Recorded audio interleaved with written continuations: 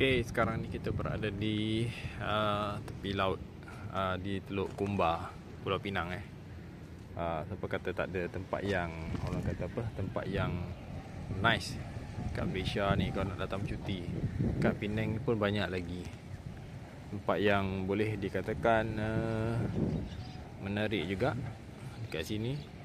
Ni kat Teluk Kumba, Pulau Pinang. Ni ada jambatan ni yang merantau sampai ke depan sana lah. Mungkin time-time waktu malam ada orang apa mancing ke apa kat sini.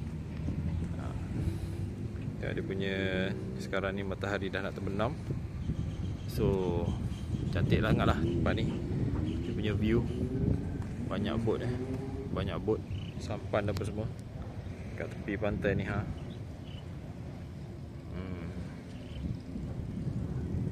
Tengoklah, kalau nak hotel rasanya ada area sini, Hotel Lexus rasanya tadi.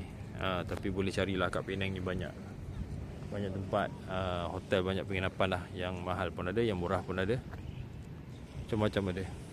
Tu ikan kot banyak dalam tu.